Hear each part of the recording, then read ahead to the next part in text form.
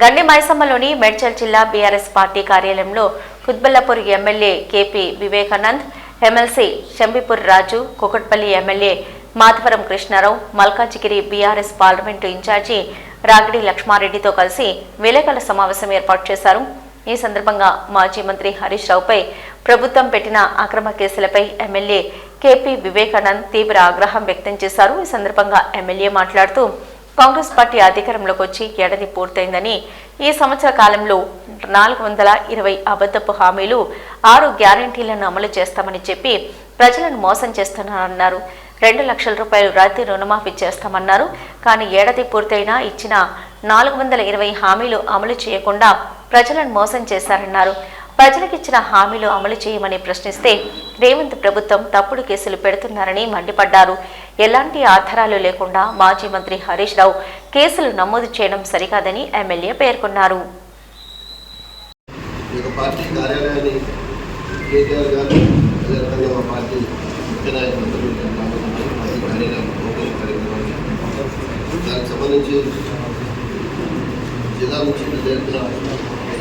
మేడ్చల్ మల్కాజిగిరి జిల్లా ఎమ్మెల్యేల BRS party కుటుంబ సభ్యుల యొక్క కార్యక్రమాన్ని విజయవంతం చేయాల్సిందిగా అందరికీ నిజాపట్నం చేస్తాను.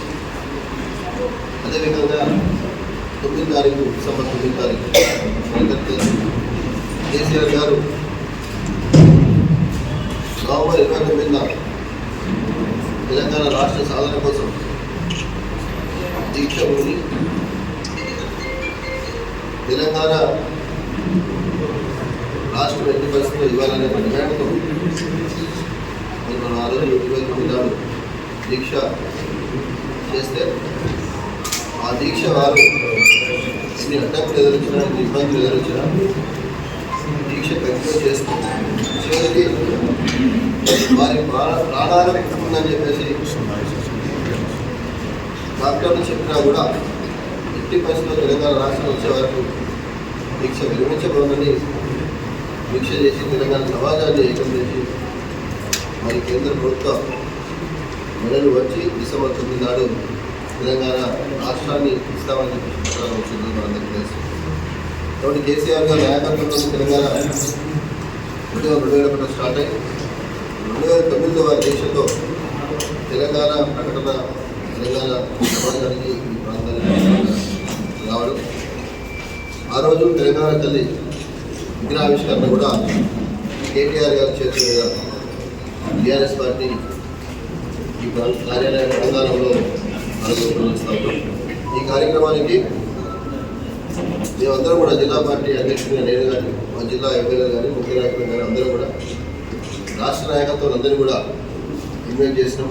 రాష్ట్రంలో ఉన్నటువంటి బీఆర్ఎస్ పార్టీ ఎమ్మెల్యేలు, ఎంపీలు, ఎమ్మెల్సీలు, రాష్ట్ర కార్యవర్గము, బీఆర్ఎస్ పార్టీ ముఖ్య నాయకులు, మాజీ కార్పొరేషన్ చైర్మన్లు, అదే రకంగా జిల్లా పరిషత్ మాజీ చైర్మన్లు, బీఆర్ఎస్ పార్టీ కుటుంబ సభ్యులందరూ కూడా మేడ్చల్ మల్కాజిగిరి జిల్లా పార్టీ కార్యాలయం ఓపెనింగ్తో పాటు తెలంగాణ వినాశన కార్యక్రమం కాబట్టి ఆనాడు అందరూ కూడా ఇచ్చేసి పండుగ వాతావరణంలో మనకు తెలుసు తెలంగాణ సమాజం ఆమోదం పొంది తెలంగాణ మట్టిలో నుంచి ఉన్నటువంటి తల్లి తెలంగాణ తల్లి ఈరోజు ఏ గ్రామానికి వెళ్ళినా, ఏ మండలానికి వెళ్ళినా, ఎక్కడ చూసినా కూడా ప్రతి చౌరస్తాలో తెలంగాణ తల్లి మనకు కనబడుతూ ఉంటుంది, ఆమె ఆశీర్వదిస్తూ ఉంటుంది. ఆ తల్లినే మేము ఈ తెలంగాణ తల్లి విగ్రహాన్ని ఆవిష్కరించుకోబోతా ఉన్నాం. డిసెంబర్ 9 నాడు మంచి కవరేజ్ ఇచ్చి అందరూ కూడా మేము సహకారం కూడా కోరుతూ ఉన్నాం. పోలీస్ పర్మిషన్ పెట్టుకోవడం, పర్మిషన్ కూడా వచ్చింది. ఆ రోజు బహిరంగ సభ ఉంటుంది, పార్టీ ఆఫీస్ ఓపెనింగ్, అదే రకంగా తెలంగాణ విగ్రహావిష్కరణ ఉంటుంది.